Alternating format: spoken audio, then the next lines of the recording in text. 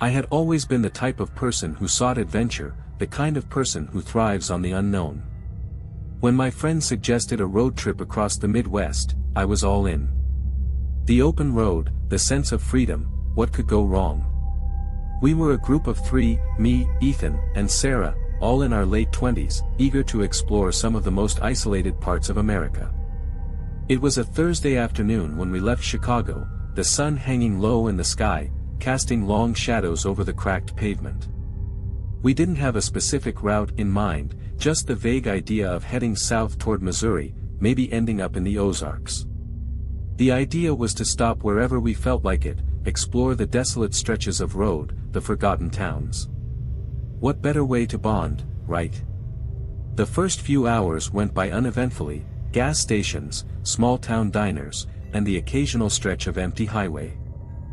But it was when we hit the backroads, just past a place called Razor's Edge on the map, that things started to take a turn. I can't pinpoint exactly when it began, but there was a strange shift in the air. The roads got narrower, the trees denser, and the houses few and far between. We stopped to stretch our legs at a small pull-off, the only thing in sight for miles being an old, weathered barn. I remember laughing nervously, trying to lighten the mood, but I couldn't shake the feeling that something wasn't right. The first odd thing happened just before we left the pull-off. Ethan, who had been the most excited about this whole trip, came back from a quick walk toward the barn looking pale. His usual sarcastic grin was gone, replaced by a look of genuine concern. "You guys need to see this," he said, his voice low and tight. Curious, we followed him, our footsteps crunching over the gravel. As we approached the barn, I noticed something strange. The front door was ajar, and there was a faint smell in the air, something metallic, almost like old blood. We pushed the door open, and inside, it was a mess. It wasn't just the usual abandoned barn stuff, old hay, broken tools, and the like. There were strange markings on the floor, as though something had been dragged across it. The worst part, though, was the walls. They were covered in something that, at first glance, I assumed was paint, but then I saw it more clearly. Red streaks, and I mean streaks, as if someone had smeared it, splattered, all over the place. We all stood there, frozen, before Sarah finally spoke up. "This isn't funny, guys." I could hear her voice shaking, and I could feel my heart rate pick up too. Ethan tried to brush it off, making some joke about creepy abandoned places to ease the tension, but there was a crack in his voice. We left quickly, trying not to acknowledge the knot of dread that had formed in my stomach. But it didn't leave me. Something about that barn, the red marks, the smell, it felt like we had disturbed something. We continued driving for a while longer, but that sense of unease didn't go away. We ended up on a tiny back road, one that seemed to stretch on forever. The sun had fully set now, and the headlights of the car were the only thing illuminating the road ahead. Then, a figure appeared out of nowhere. We were traveling at a decent speed when I saw it, someone standing by the side of the road, barely visible in the dark, like a shadow. I thought it was a trick of the headlights at first, but as we got closer, I realized it was a person. Standing perfectly still. I could feel my heart in my throat as we approached. Ethan slowed down. Should we stop? I wanted to say no. I wanted to keep driving, to keep my foot on the gas and never look back. But something made me nod, and before I knew it, we were pulling over. The figure didn't move. I rolled down the window, my hands trembling, and called out into the darkness. "Hey! Are you okay?" No answer. "Do you need help?" I asked again, a little more urgently. My voice felt small against the vast nothingness of the night. Still, nothing. Then, just as I was about to ask Ethan to drive away, the figure turned slowly, its head jerking toward us. It wasn't a person. At least, not anymore. I don't know how to describe what I saw. The face was wrong. Twisted. There was no human recognition in the features, just a grotesque imitation of a person. The eyes, dark, lifeless, looked right at me, but they didn't see me. They didn't know me. Without saying a word, it turned and began to walk away, stumbling into the woods off the side of the road. I felt frozen. Sarah was the first to react, her voice panicked. "We need to leave. Now." Ethan didn't need any further encouragement. He slammed the car into gear, and we sped off, the figure disappearing into the darkness as we looked back. But I couldn't shake the feeling. The eyes. The stillness. The way it moved, like it wasn't alive at all. Something about it felt wrong. Something about this road trip was already becoming more than just an adventure. Something was hunting us. We didn't talk much after that. The silence in the car felt suffocating, even though the air conditioning was running. Sarah had her arms crossed tightly, staring out the window, her face pale. Ethan kept glancing at the rearview mirror like he expected to see something following us. I couldn't blame him. I felt the same way. We kept driving, the road stretching on like some never-ending nightmare. The lights from our car illuminated the dark asphalt ahead, but the deeper we drove into the wilderness, the more oppressive the darkness felt. The trees began to crowd the road, their branches like gnarled hands reaching down to grab us. We didn't stop again until we reached a small town, a speck on the map. It was a place called Maple Hollow, and it didn't look like it had seen a tourist in years. The buildings were crumbling, with boarded-up windows and fading paint. We passed a few gas stations, all closed, and a diner that had a flickering neon sign, but the whole place felt lifeless, abandoned. Ethan suggested we stop for gas. Might as well, right? We don't know how much longer this road goes on. I agreed reluctantly. The emptiness of the place made my skin crawl, but my fuel gauge was edging toward empty, and we hadn't seen another soul in hours. We pulled into the only open station, the pump, a rusty relic of a bygone era. An old man was sitting on a rocking chair next to the station, his face hidden behind a thick beard. He barely acknowledged us when we got out of the car. His eyes were bloodshot, and he smelled like stale tobacco. "Got any room for gas?" Ethan asked, but the old man just grunted, slowly getting up. We didn't feel safe. The hair on the back of my neck stood up as I watched him move. There was something wrong about him, something that didn't belong here. But it was his eyes that caught me, the same vacant, lifeless stare I had seen earlier in the woods. "Where are you folks headed?" the old man asked, his voice rasping like dry leaves. I didn't want to answer. The hairs on my arms prickled, and I felt an overwhelming sense of dread. The question was too casual. Too much like the kind of thing someone would ask if they had been watching you for a while. "We're just passing through," I said, trying to sound casual, but my voice cracked. I felt like I was trapped in this tiny, suffocating town with no way out. The old man nodded slowly, as if he already knew the answer. "You should leave, now," he said, his tone suddenly serious, his eyes locking with mine in a way that made my stomach churn. "This road, it ain't safe after dark. You don't want to be out here when it's too late." Ethan didn't seem to notice how strange the warning sounded. He just nodded and thanked him before filling up the tank. But I couldn't shake the feeling that we were being watched. The old man didn't leave us, just sat back down in his chair, staring at us with those same empty eyes. It felt like we were trapped in a bad dream, one where everything was wrong but you couldn't wake up. Once the tank was full, we climbed back into the car, and I started the engine. I didn't want to leave, but I also didn't want to stay. The entire town felt like a shadow, a place that shouldn't exist. The moment we pulled away, I couldn't help but glance back at the gas station in the rearview mirror. The old man was still sitting in his chair, watching us leave. The road ahead felt darker than before, the trees now encroaching on either side. But something was different, something felt like it was watching us from the woods, like eyes hidden just out of sight. I couldn't explain it, but the hairs on the back of my neck stood up. We didn't make it much further. The car suddenly lurched, and the engine sputtered before dying altogether. "Shit," Ethan muttered, banging the steering wheel. "What the hell now?" We pulled over, the car dead on the side of the road. It wasn't the gas, we had just filled up. "Try to start it again," Sarah said, her voice shaking. I turned the key. Nothing. "We need to get out and check the engine," Ethan suggested. I didn't want to, but we didn't have a choice.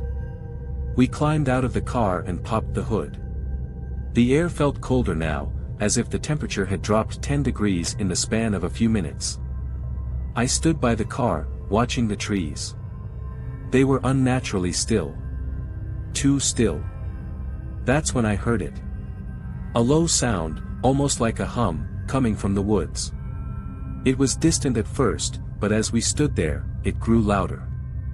A high-pitched, unnatural buzzing sound that made my skin crawl.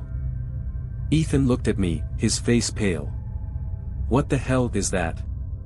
I couldn't answer.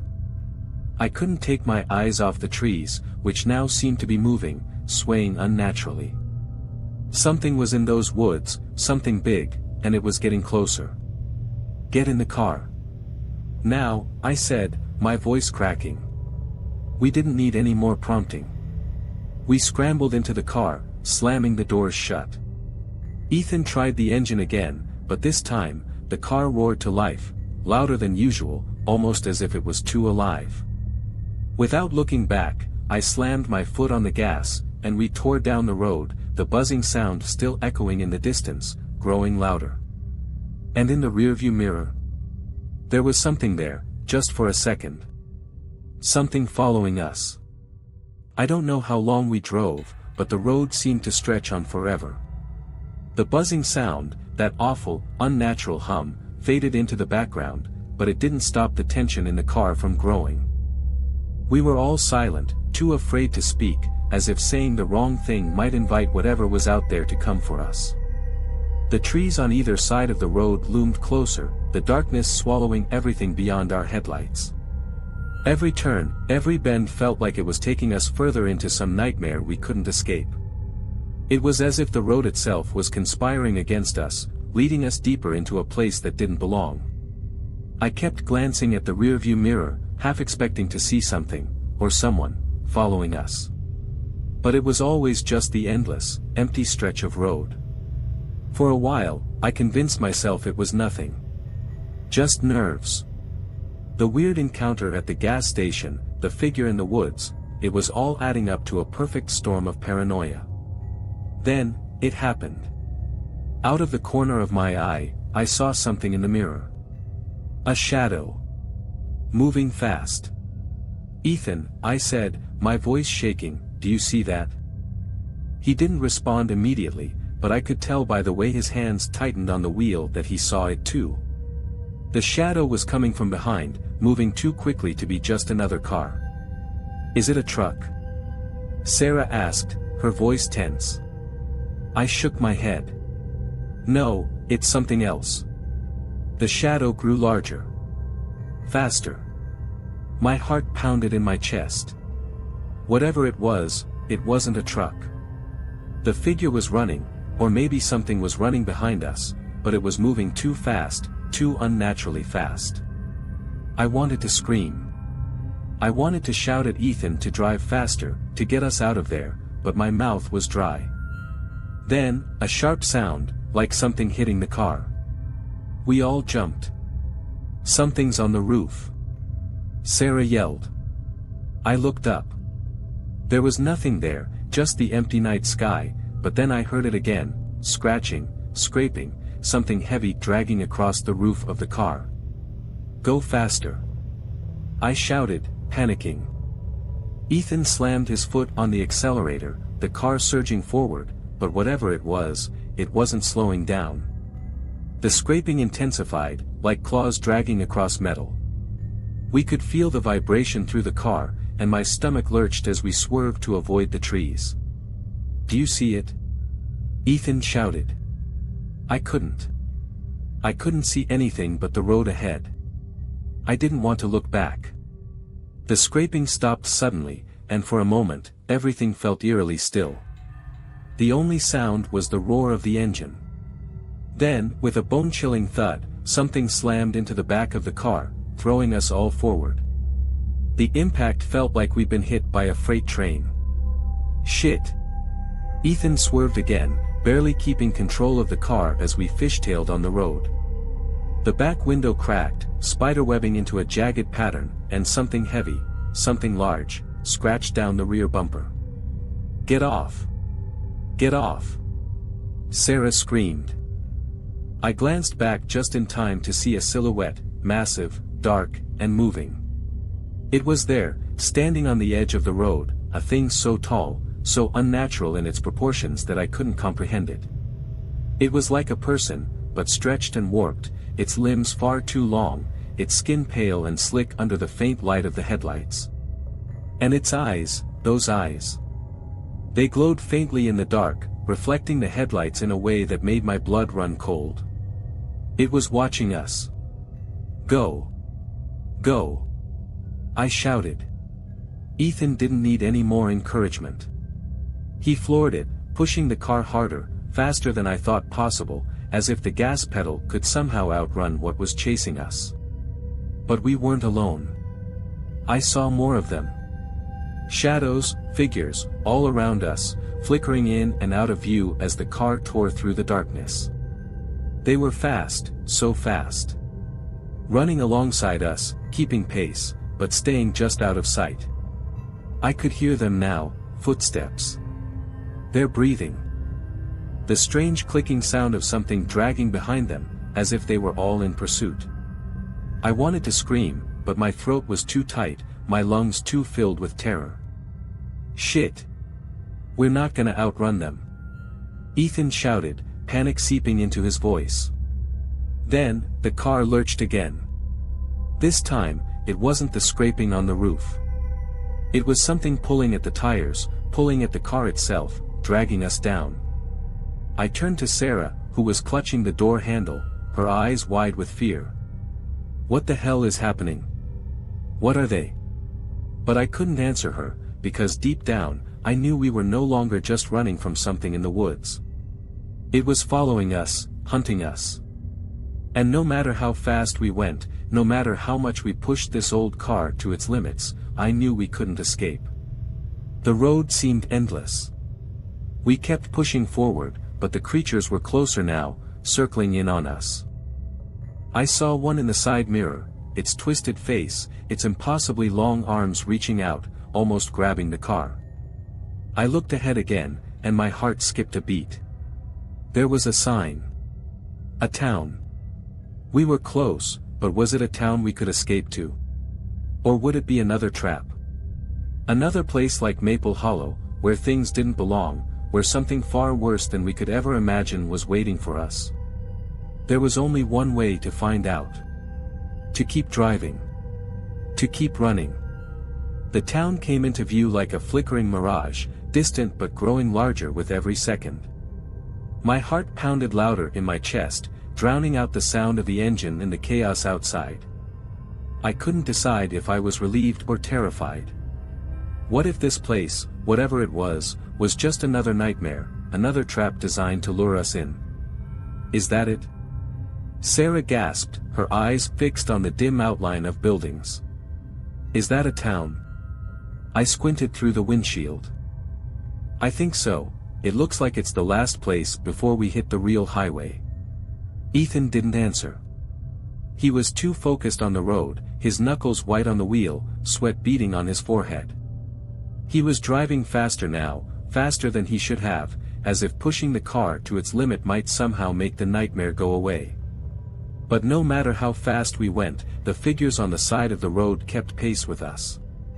I could hear them now, their breaths in the air, their footsteps in the gravel. It was like they were surrounding us, closing in from every direction. I turned around again, just in time to see one of them leap across the road behind us, its grotesque body crashing into the trees on the opposite side. It was fast, too fast. It moved with an unnatural fluidity, its limbs bending in ways that weren't human. Its eyes locked onto mine for just a moment, and I felt a cold, hollow shiver run through me. It knew I was watching.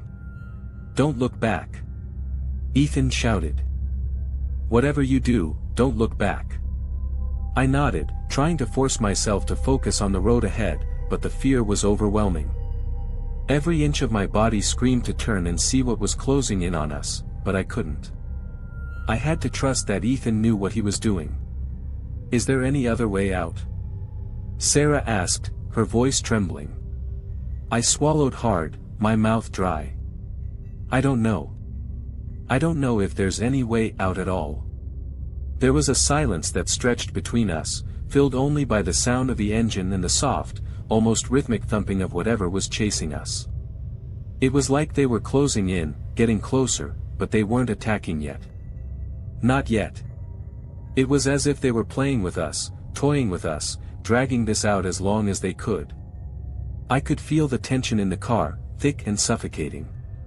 I glanced at Ethan again, and saw the terror in his eyes, the same look I knew must have been in mine. He was pushing the car harder, trying to make it to the town, but I knew it wouldn't be enough. We were running out of time. We were running out of road. And then, just as I thought I saw a break in the trees, a small stretch of open road leading into the town, the car lurched again. The back tires screamed in protest, and the car swerved dangerously, nearly hitting a guardrail. "Damn it!" Ethan shouted, his voice cracking. "Something's got us." I looked out the window, and my heart skipped a beat. There, in the trees beside us, I could see them clearly now. The creatures. There were dozens of them.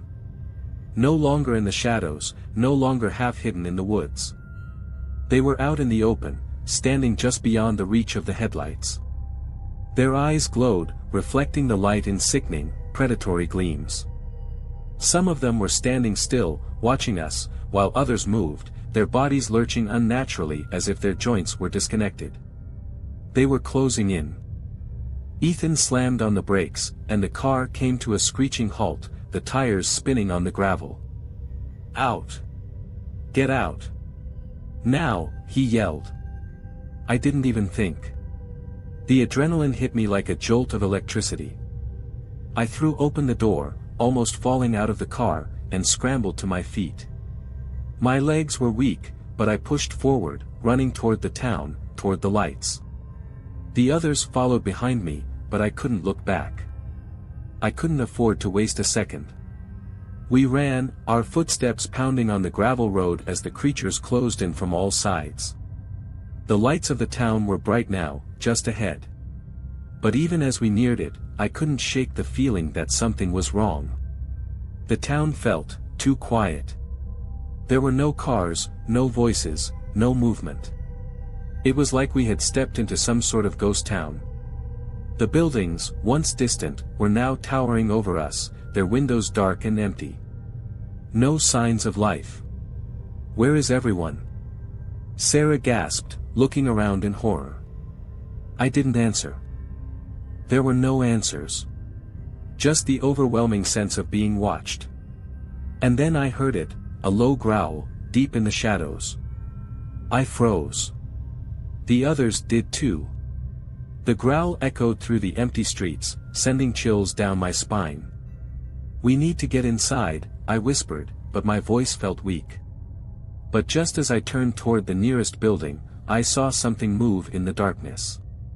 A shadow, tall and twisted, standing in the doorway of what looked like an old church. It wasn't just any shadow.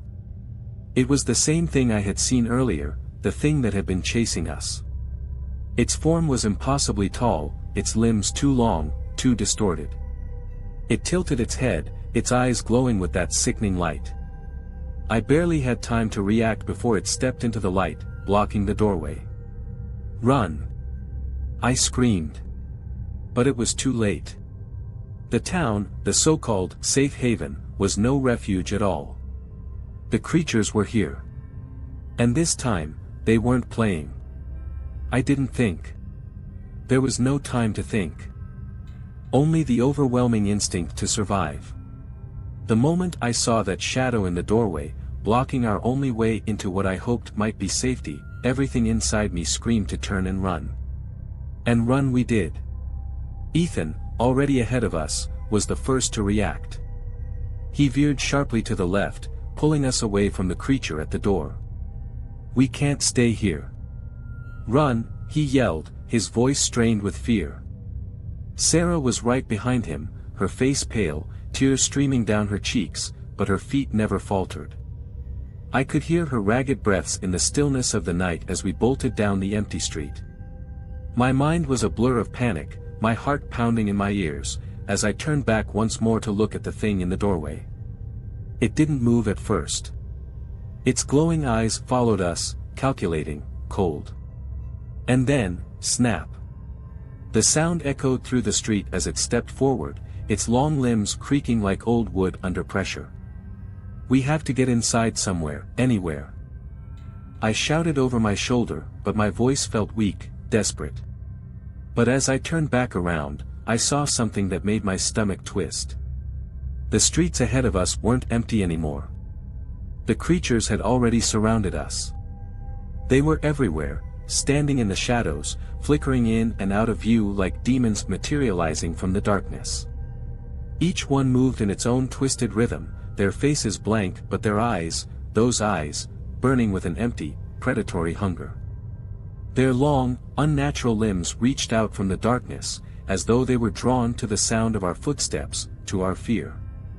I had no doubt in my mind that we were trapped. The buzzing hum, that dreadful noise, filled the air again. It came from all around us, vibrating the ground beneath our feet, rattling our bones. They were closing in. Up ahead. Ethan yelled, pointing toward a building at the far end of the street. I didn't even look to see what kind of building it was. I just followed, pushing my legs harder, my feet pounding against the cracked pavement. My breath was coming in short gasps, but I didn't dare slow down. I didn't look back. I didn't have the courage to see how close they were, how many of them there were. We reached the building, a weathered old structure that looked like a church. The doors were partially ajar. Without thinking, Ethan yanked them open and we rushed inside. The heavy door slammed shut behind us, the sound ringing through the hollow interior. The moment we entered, the atmosphere changed. The air inside was thick, musty, almost suffocating. The walls were cracked, and the dusty pews looked like they hadn't been touched in years. The smell of old wood, mildew, and something else, something metallic, filled my nostrils. "Is this it?" Sarah asked, her voice strained as she glanced around the room. "Is this really safe?" Before anyone could answer, a loud bang echoed from the door. Then another. And another.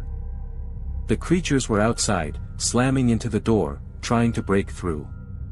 The door groaned under the pressure. I could hear the nails squeaking as they pulled free from the wood, the hinges creaking in protest. "We're not safe here," I muttered. "We need to find another way out." But as I turned to look for an exit, I saw something that made my blood run cold. At the far end of the church, just behind the altar, stood a figure. It wasn't like the others. This one felt different. It was tall, impossibly tall, but this one didn't have the same twisted limbs. This one was human-shaped, its posture unnaturally still. Its face was obscured by a long, tattered cloak, but the eyes, those eyes, were visible, glowing faintly in the dim light. It was watching us. What are you?" Sarah's voice trembled as she took a step back. The figure didn't respond. It just stood there, its eyes locked on us, a presence that felt ancient, knowing. It didn't move, but somehow, I felt like it was studying us, waiting for something. Then, as if it had been waiting for that exact moment, a low, guttural growl echoed from the shadows at the far side of the church. One of the creatures had slipped inside. Then another. And another. They were in. And the figure, it moved. Slowly, but with a purposeful, predatory grace. I couldn't breathe. I couldn't move. Every instinct screamed at me to run, but I couldn't. I was frozen in place, staring at the figure, my thoughts clouded by the overwhelming sensation that this thing was the cause of everything that had been happening. Without warning, the figure raised one long, bony hand, and the air around us seemed to shift. I felt it in my bones, like a pressure building around my chest. The creatures stopped. They froze. They weren't moving anymore. They were just waiting. Then the figure spoke, its voice low and almost melodic, but it sent a chill crawling up my spine. "You should have turned back." The words hung in the air, their meaning heavy and suffocating.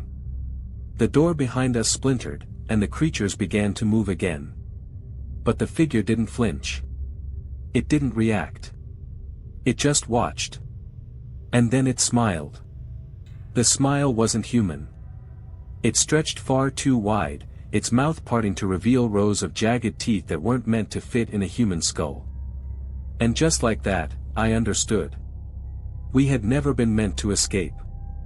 We were never meant to survive this night.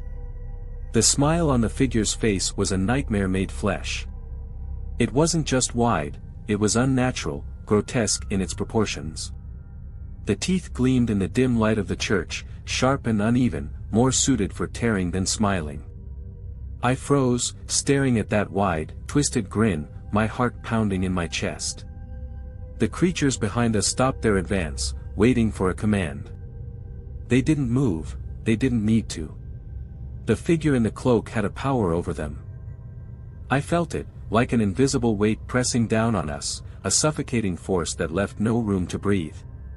"You should have turned back," it repeated, its voice a raspy whisper that seemed to reverberate in my mind rather than my ears. I couldn't speak. My mouth was dry, my legs shaking. I glanced at Ethan and Sarah. They were frozen too, their eyes wide with terror. What are you?" I managed to croak, my voice barely audible. The figure tilted its head, as if considering the question, before answering in that same eerie, melodic voice. "I am the keeper of this place. The keeper of all roads that should never have been traveled." I felt the cold chill spread through my veins as it spoke. The words made no sense, and yet, they felt like they were seeping into my very soul. I couldn't understand how a figure, so unnatural, so wrong, could speak in such an unsettlingly calm way. The creatures shifted slightly, their hollow eyes fixed on us, but they didn't approach. It was as if the figure's presence held them back, kept them at bay. But I knew that wouldn't last long. We were cornered. Trapped. And the figure, it knew that. "This place," the figure continued, its hand slowly reaching out from under the cloak, "it was never meant to be found. You were never meant to be here." The words hit me like a punch to the gut. It was true, all of it. From the moment we started that road trip, it had felt wrong. The places we'd passed, the towns that had seemed abandoned, the creatures lurking in the shadows, it was all part of some twisted trap. But the worst part was yet to come. You are the last. The last to wander these roads. Once I take what is mine, there will be no more. The figure raised its other hand slowly, and I saw it now, the shadowy outline of the creatures behind it, waiting, poised to strike. There was no escaping now. The figure had no need for us to run. It wasn't hunting us. We were already its prey. A feeling of dread unlike anything I had ever experienced crawled over my skin. The atmosphere in the church seemed to thicken, the air becoming heavier, colder. I could feel the weight of the darkness pressing in on me, tightening around my chest. "You think you can escape?" The figure's voice